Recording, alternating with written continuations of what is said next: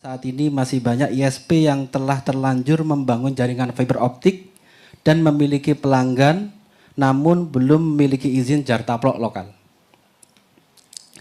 Apabila kondisi tersebut belum sesuai dengan ketentuan, solusi apa yang direkomendasikan Komdiki agar mereka dapat segera menyesuaikan diri tanpa mengganggu layanan kepada masyarakat dan tanpa menghilangkan investasi yang telah dibangun?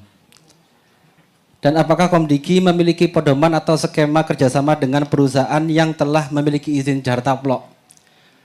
Karena ISP-nya aja belum punya izin jartaplok, apalagi menaungi mitranya. Kan gitu Bu ya.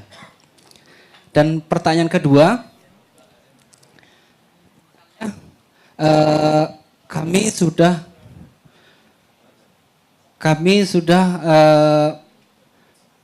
patuh terhadap ketentuan Komdiki yang sekarang ini, tapi kami akan merasa dikorbankan dengan mitra-mitra pada lari semua Bu. Karena yang terbiasa mereka itu jual gelondongan, mereka memanage sendiri, mengoperasikan sendiri, menggelar sendiri, tiba-tiba kok ISP mengalih fungsi. Nah, yang terjadi di lapangan, mitra ini cari ISP yang masih menerapkan konsep yang lama. Nah, kira-kira Bu Sim ini adakah untuk kita memberikan kesempatan untuk melapor menaungi ISP yang menerima mitra untuk melakukan konsep yang lama? Mungkin itu aja, terima kasih. Ya, terima kasih. Langsung saja Bu Mini dengan pertanyaan Mas Jinan. Terima kasih Mas Jinan, dari mana tadi? PT Terabyte ya Mas Jinan ya? Terabyte. PT Terabyte Pasuruan. Jadi yang tadi ISP yang belum punya jartaplok paket suite, kemudian dia sudah menggelar gitu ya. Ya emang awam terjadi seperti itu Pak, gitu banyak gitu. Yang tadi saya sampaikan gitu, saatnya sekarang ada penertiban seperti ini ya, akhirnya mereka kelimpungan gitu. Kan sebenarnya penyelenggara jaringan itu dibangun adalah kan untuk disewakan. Tapi selama ini kan teman-teman pada punya ego sendiri gitu. Bu, masa ya saya punya jartaplok paket suite terus saya sewakan ke teman saya jualan yang sama di situ. Istilahnya, masa ya saya jualan cendol di situ terus saya punya angkringan cendol terus dia nyewa angkringan saya terus jualan yang sama di situ. Itu ego sektor. Padahal pemerintah juga tadi mendorong untuk open access gitu ya. Jadi sebenarnya untuk skema penyelenggaraan jaringan itu memang untuk disewakan kepada penyelenggara jasa. Tapi itu kembali lagi, yang gede pun ngajarin yang ya seperti itu. Kalau dia punya jaringan banyak, mendingan saya nganggur daripada disewa sama kamu jualan di situ, kemudian kamu mengambil keuntungan dari situ juga gitu. Nah ini kalau pamannya seperti itu kan boleh Pak, penyelenggara ISP ini nyewa kepada penyelenggara jartaplok paket suite yang ada di situ. Jadi masa ya punya teman, makanya kalau dulu kita ketemu seperti ini tuh kiri kanannya nggak kenal, diem aja semua. Waktu saya 2013 ya, penyelenggara ISP ini kalau saya kumpulin, kiri kanan tuh nggak ada yang ngobrol, nggak ada yang tegur sapa, nggak ada yang kenal. Karena lo lawan gue gitu. Nah harapan kita bahwa makin kesini kita tuh harus berkolaborasi. Karena kalau kita nggak kolaborasi, kita nggak bersinergi, kita akan kalah sama yang gede-gede. Yang gede aja merger kok masuk kita nggak berkolaborasi, nggak bersinergi gitu loh artinya. Nah kemarin banyak juga pertanyaan Bu, kita nggak punya jartaplok gitu ya. Kamu nggak punya jartaplok kenapa gelar? Oh aturannya udah jelas, saya bilang gitu kan.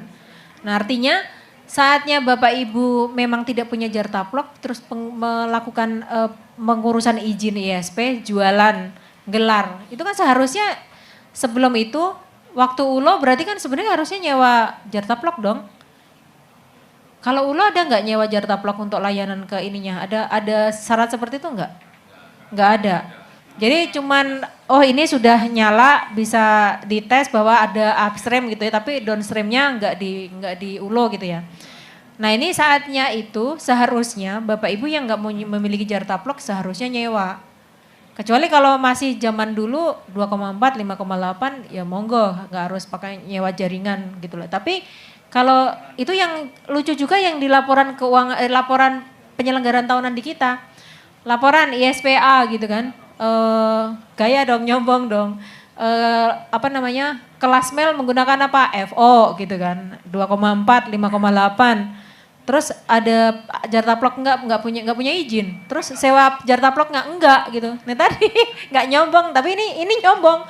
Wah gue kelas mel pakai FO dong gitu. Nah ini yang seharusnya ISP ini menyewa jaringan kepada penyelenggara jartaplok untuk kelas melnya. Nah kalau sekarang terjadi ini saat ini pamannya kemitraannya ini akan dirapikan dengan tata kelola yang benar gitu ya. Artinya ada tadi saya sampaikan tripartit, jadi ISP, mitra, kemudian jartaplok paket suite.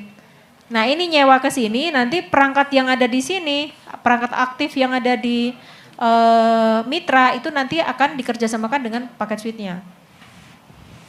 Kalau nanti semuanya ngurus izin, ya izinnya banyak banget gitu. Tapi ya mau nggak mau karena teman tetangganya nggak mau nyewain gimana? Nah itu case yang di lapangan seperti itu karena memang tadi kemarin Pak Heri sempat diskusi sama saya, Bu, yang di sini tuh jartaplok paket suite itu ada berapa? Saya sampaikan sekian. Kita nih Bu, Abji Jatim akan melakukan konsolidasi terhadap seluruh anggota yang ada di Jatim untuk disolusikan dengan paket suite yang ada di Jawa Timur gitu. Nanti di sini siapa ngumpulnya di sini, ini di sini siapa ngumpulnya di sini. Ini untuk nolong para penyelenggara ISP yang mungkin tidak memiliki izin jartaplok paket suite. Ini sudah ada niat baik, kami apresiasi dari Jatim kemarin minta data ke saya kasih gitu Pak, ini sementara datanya ini. Jadi mungkin Pak Jina nanti koordinasi dengan Abji, mungkin wilayahnya mana, kalau pamannya memang nggak memiliki paket suite ya artinya nanti berlindung dengan penyelenggara paket suite yang ada di situ. Kemudian terjawab ya Pak yang nomor 1. Jadi yang nggak punya... Maaf Bu, kalau mendengar penjelasan Ibu berarti praktek pinjam izin. Bukan pinjam izin Pak, sewa jaringan. Nah maksud saya yang sekarang ini itu kan ISP sudah terlanjur gelar kabel. Mau ditertibkan? Mau ditertibkan? Nanti saya yang bawa cyber, nanti P21 itu bisa. Karena izinnya itu pidana gitu. Betul. Maksud saya ini kan sudah terlanjur gelar kabel Bu. Iya makanya laporin ke saya siapa. Nah ini kan kita kasih waktu tadi Bapak dengerin kan penjelasannya bahwa sampai dengan Juli ini silahkan dirapikan semuanya. Tadi paham nggak bahwa ini tadi ada yang bilang bulan pengampunan nggak sih? Ya. Jadi sampai dengan akhir Juli ini silahkan ditata. Yang memang masih ilegal tolong nyari perlindungan kepada yang legal. Bukan nyewa izin ya, sekali lagi ketemu nyewa izin lewat sama saya. Siapa yang nyewa izin di sini? Ntar laporin ke saya. Maaf Bu, saya potong. Berarti statusnya ISP yang belum punya jartaplok itu nanti diakuisisi oleh perusahaan yang punya jartaplok. Utilitasnya maksudnya, bukan ini isinya. Ini contohnya siapa toh Pak? Loh. Siapa contohnya? Bukan, Orangnya ini saya ada lagi di sini. cari solusi Bu. Iya solusinya kan tadi sudah saya sampaikan. Tolong yang sekarang masih ilegal, tolong dikonsolidasikan dengan penyelenggara jaringan sewa. Apakah itu nanti akuisisi, apakah sewa? Monggo sudah saya jelaskan. Sudah terjawab. Jadi kalau pamannya ISP-nya belum punya izin jaringan, ya sewa ke penyelenggara ini. Tapi si infrastrukturnya yang tadi ilegal, ya tolong nanti dikerjasamakan. Bukan nyewa izin. Kalau nyewa izin nanti ketahuan sama saya. Karena di laporan juga akan kelihatan gitu ya. PKS-nya akan pasti kalau itu kan PKS kan dengan penyelenggara jaringan. Tapi kalau nyewa izin, kayak contoh ini kayaknya sisa-sisa kemarin PKS bodong ya. Jadi PKS-nya hanya PKS tinggal mimpi gitu. Jadi cuma PKS doang. Pas kita tanya nih PKS-nya Bapak jalanin pasal ini enggak tahu. Ini pasal ini maksudnya apa enggak tahu. Ini enggak tahu. Nah terus Bapak tanda tangan PKS buat apa? Ya cuman buat kalau nanti disidak ada legalitasnya Bu. Jujur gitu. Nah jadi jangan sampai ya seperti ini ya. Tadi kan saya bilang bahwa ini kita menuju ISP yang sehat. Jadi kalau nggak punya izin jaringan ya jangan ngegelar jaringan gitu. Kalau nggak punya jaringan ya kalau nggak mampu bangun izin, bangun jaringan, nggak memiliki izin ya silakan sewa kepada penyelenggara jaringan gitu kan. Nah itu seperti itu. Kemudian yang berikutnya tadi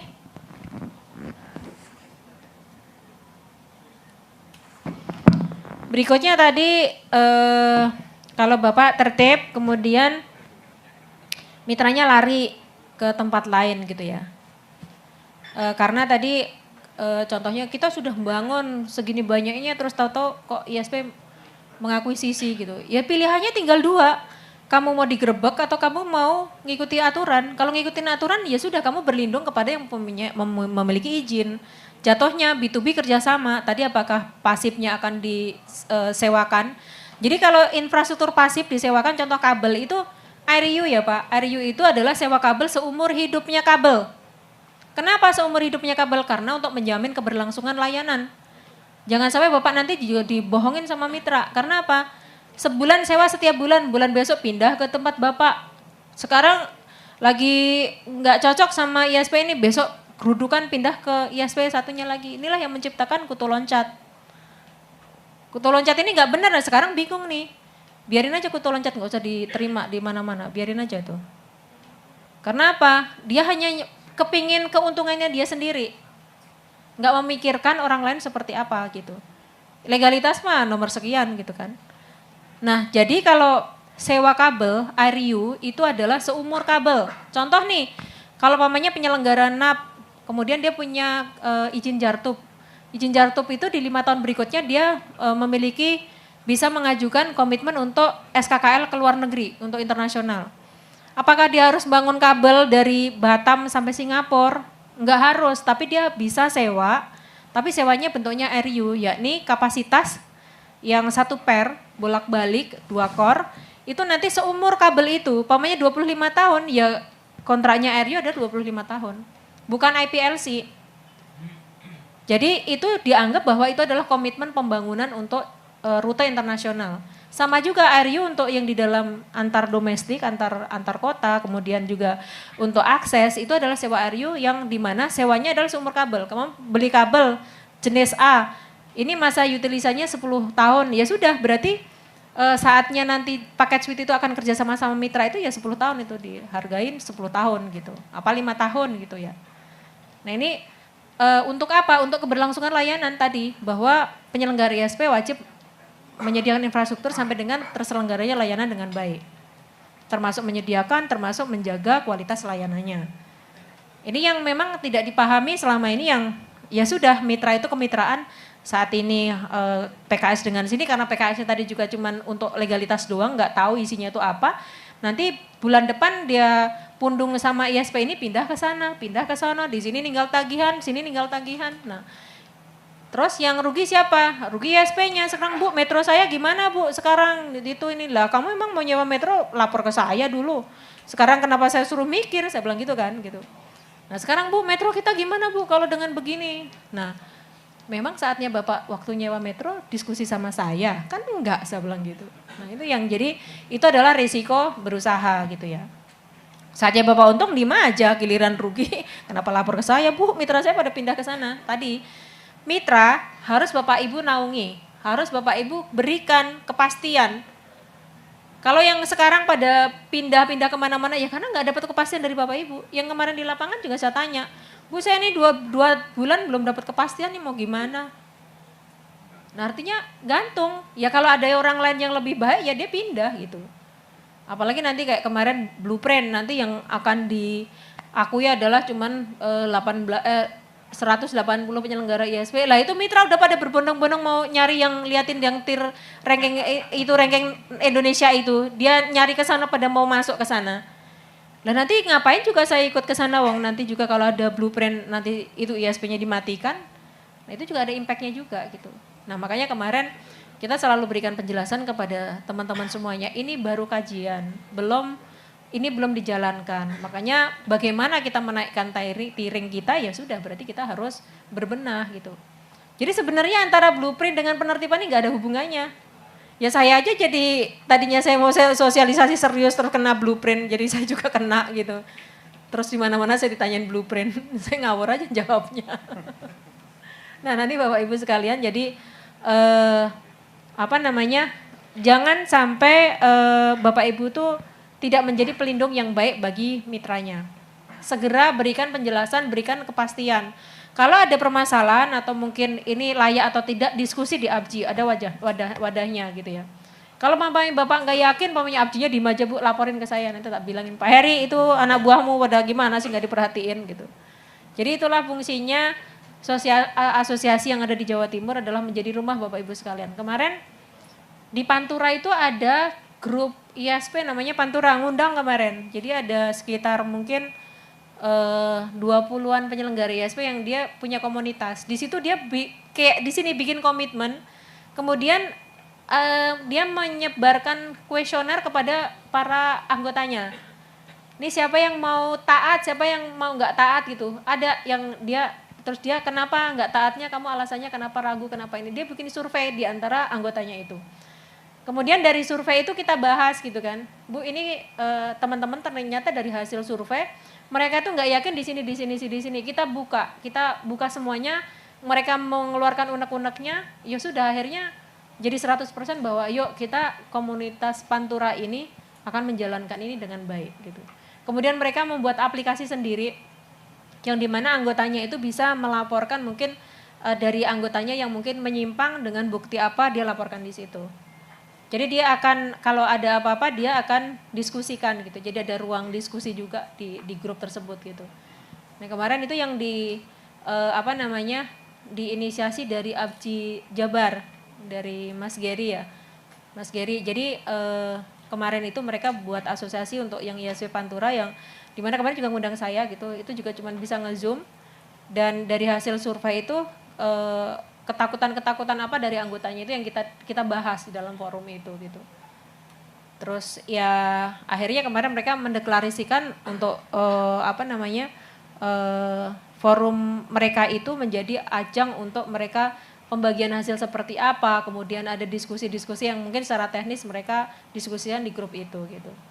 Sehingga nanti akan anggotanya ini untuk treatmentnya kepada para mitranya juga akan istilahnya diseragamkan gitu. Mungkin itu ada pertanyaan mungkin sudah jelas dari yang tadi kalau ketakutan itu akan sama karena setiap perubahan itu pasti akan membawa mungkin impact baik negatif maupun positif. Tapi saatnya kita memang ada perubahan dan kita tidak mau berubah, ya kita tidak akan maju. Tapi kalau kita berani untuk berubah, itu insya Allah kita akan berkembang gitu ya. Jadi posisi saatnya ada perubahan memang nggak enak. Tapi saatnya nanti kita sudah berjalan dengan mungkin dengan kebiasaan yang baru, itu akan menjadi lebih enak gitu ya. Jadi nggak usah takut kalau pamannya kita akan berbuat kebaikan. Kalau saya sih seperti itu gitu. Jadi kalau mungkin saat ini saya menertibkan seluruh penyelenggara ISP dengan mitranya ini nggak terlalu berat lah gitu. Dibanding saya menertibkan dari registrasi kartu dari dulu nggak registrasi sama sekali, kemudian melakukan registrasi NIKNOK itu di tahun 2016. Sampai sekarang baru kita bisa registrasi biometrik untuk yang pelanggan baru, belum registrasi ulang. Itu saya mulai untuk program itu dari 2013. Baru sekarang saya bisa mewujudkan bahwa registrasi menggunakan biometrik.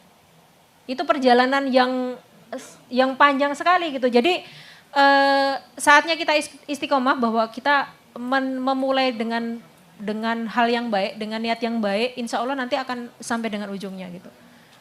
Dan kalau istilahnya ISP ini ya kita baru mungkin akan memulai perbaikan ini dan mudah-mudahan nggak butuh waktu sampai dengan berapa puluh tahun untuk kita menuju ke kebaikan kalau pamannya memang Bapak Ibu mau sama-sama untuk kita berubah menuju ke kebaikan gitu. Dan tantangan saya lebih berat gitu di biometrik ini karena saya sampai ditelepon sama perwira gitu, Ibu bisa berhenti nggak gitu. Ibu alamatnya di mana? Lah Bapak udah tahu nomor telepon saya, masa tanya alamatnya saya di mana? Saya depan Mabes Pak, tak gitu, baru ditutup sama dia. Jadi itu lebih gila gitu ya, karena perputaran uang di situ itu besar sekali. Dalam satu hari hitung saja kalau hitnya 250 registrasi baru, sehari 250.000 kartu kali 3.000 berapa tuh udah? Kali 25.000. Itu menit itu hitungannya udah uang gitu. Dari dulu hit kartu sehari itu 2 juta. Registrasi baru 2 juta kali 25.000 itu angka berapa uangnya. Nah itu kita stop gitu ya, kita stop. Jadi sekarang dari rata-rata dulu 2 juta sehari, kartu itu baru aktif, sekarang tinggal 200.000. Itu perjuangan yang sangat berat gitu. Mungkin saya udah diancam-ancam, makanya saya kadang naik kereta, kadang naik bis, kadang naik mobil, karena mungkin saya dicari-cari gitu. Jadi tapi niat kita baik, bismillah, ya alhamdulillah kita sudah sampai saat ini registrasi biometrik sudah berlaku penuh terhadap pelanggan baru sejak tanggal 1 Juli kemarin gitu ya. Nah ini juga sama gitu, kayaknya saya kebagian gak enaknya terus nih, nata-nata industri seperti ini gitu. Kebagian sekarang menertibkan bagaimana penyelenggara ISP ini menuju penyelenggaraan yang sehat gitu. Cukup ya Mas, jadi nggak usah takut pelanggannya itu pindah kemana silakan aja. Artinya saat ini kita menyeleksi siapa yang memang mau ngikut aturan dan nggak mau silakan aja. Nggak mau yaudah silakan keluar daripada mungkin ISP Bapak saya ambil gitu kan. Dan saya ingatkan bahwa kalau dicabut dari kita ISP-nya maka 2 tahun itu akan blacklist. Jadi semua direksi maupun pengurus di dalam ISP tersebut 2 tahun itu nggak bisa mengurusin apapun. Perizinan apapun nggak bisa. Kecuali di dalam ST 123 tadi, itu Bapak mengembalikan izin. Jadi 22 hari tadi buat apa? Buat mengalihkan pelanggan Bapak untuk penyelenggara ISP yang ada di situ. Jadi kenapa ada ST 123 sampai 22 hari memang nggak patuh, kita anggap nggak patuh karena juga udah ada kerugian negara, saatnya ada kerugian negara itu kita bisa langsung cabut izin. Tapi kenapa kita kasih ST 123? Proses untuk pengalihan pelanggan untuk perlindungan pengguna. Jadi saatnya setelah Juli ini tidak ada pengampunan lagi, tidak ada perbaikan. Saatnya nanti kita audit ke Bapak, umpamanya nih saya nge-audit ke Bapak setelah masa berlaku ini habis. Nanti kita masuk ternyata, oh ini belum seluruhnya penuh untuk taat gitu ya, maksudnya belum semuanya selesai. Tapi sudah ada arah ke sana, udah ada billing system, sudah ada bukti Bapak melakukan sosialisasi, sudah ada bukti Bapak memaksa yang lainnya untuk tertib gitu. Itu kita hitung bahwa itu tidak kita masukkan ke dalam pencabutan izin. Karena sudah ada progres untuk mengarah ke sana. Nah, kalau pamannya kita masuk ternyata satu rombongan itu belum ada sosialisasi, belum ada apa-apa, kemudian masih jualan gelondongan, ya sudah cabut izin aja gitu. Jadi kayaknya kalau belum ada contoh dicabut mungkin Bapak Ibu belum percaya gitu ya. Tapi ya tunggu aja nanti setelah Agustus ini kita akan canangkan penertiban nasional. Saatnya nanti ada yang kecabut, mungkin langsung kita siaran pers dan kita umumkan di websitenya Komdigi. Siapa yang dicabut, kemudian pelanggarannya apa, kita akan umumkan. Jadi nanti berapa ISP yang kita cabut, kita akan umumkan di siaran pers. Jadi biar akan menjadi bukti bahwa kita penertiban ini benar-benar kita jalankan. Jadi bukan gimmick gitu ya. Jadi harapan kita seperti, karena kalau nggak dipaksa kayaknya susah gitu ya. Kalau kita selama ini saya sosialisasi, Mas Akbar ya dulu, Bu, efektif enggak sih Bu Ibu sosialisasi? Enggak. Coba tanya di ruangan ini berapa yang tertib, enggak ada. Waktu itu, bukan sekarang. Ada yang malam-malam ngumpulin mitranya Bu. Oh. Enggak apa-apa, ini banyak kok yang ngopi bareng pada buat status kayaknya biar saya lihat gitu kayaknya. Sampai malam, tengah malam gitu, ngopi bareng gitu kan dengan mitra, bagus lah gitu. Ada yang pakai kenduri gitu. Pada buat status artinya Bu, saya lapor saya udah melakukan loh gitu, kayaknya gitu. Jadi harapan seperti itu. Jadi nanti setelah Juli kita akan menertibkan yang benar-benar mungkin harus ada salah satu contoh. Bapak Ibu boleh melaporkan nanti siapa yang masih jual gelondongan, tapi bukti harus lengkap ya. Nanti kalau sudah bulan Agustus sampaikan ke kita, ada emailnya yang di surat ini ada emailnya yang aduan penertiban 1 @komdigi apa ya, lupa saya emailnya. Nanti kita minta ke Absiden nanti. Itu ada surat aduan penertiban, silakan diadukan di situ dengan bukti ya Pak, dengan longlat bukti. Nanti kita ini kemarin ada yang ngaduin, Bu mitra saya pindah ke sono, pas saya ke sono tak lihatin gitu ya, pas dia pindah ke sono, enggak Bu orang kemarin minta mau ke kita tapi kita tutup karena kita sedang konsentrasi untuk membenahi mitra-mitra kita dan ini buktinya bahwa kita menolak gitu. Jadi saatnya mereka bilang bahwa pindah ke sono ngumpul di sana, ternyata di sana juga ditolak. Karena ISP tersebut juga konsentrasi untuk merapikan mitra-mitranya dan konsentrasi dengan billing sistemnya. Jadi sekarang banyak yang bingung mau kemana gitu. Terus ujung-ujung kemarin dilapor gini, Bu itu kemarin yang mau pindah-pindah ke sono ke sini akhirnya balik lagi Bu, berapa 5. Nah jadi dia ke sono ke sini nggak diterima juga di tempat lain, akhirnya dia balik lagi. Jadi biarin aja mereka untuk mencari perlindungan, dia berlindung di mana. Saatnya nanti memang terbukti bahwa di sana ada pelanggaran, silahkan laporkan ke saya. Dan insya Allah nanti saya akan paranin gitu. Jadi setelah Agustus ini mudah-mudahan kerjaan saya nggak terlalu banyak, jadi saya bisa nyatronin. Tapi jangan yang gangnya kecil, kemarin mobilnya nggak masuk, terus saya naik apa? Iya lewat-lewat, gang-gang kecil. Waduh ini nanti mundurnya kalau papasan mobil gimana? Awas kiri-kiri ngeri gitu. Lewatnya, tapi alhamdulillah bisa, hanya ada satu yang kita nggak bisa lewat karena perbaikan jalan Pak, jadi ditutup jalannya. Jadi kita nggak bisa ke arah sana gitu. Gitu, siap? Ya, itu tadi poin dari Bu Bini, kalau saya lihat tadi ada poin kolaborasi dan sinergi meskipun tetangga atau siapa. Kalau untuk masalah dengan B2B silakan dikerjasamakan di masing-masing. Terus lagi terkait bagaimana itu reseller pindah, pesannya Bu Mini kalau saya lihat lindungilah perusahaan kita masing-masing dulu, baru mikirin bahasa reseller atau RT RW itu ya.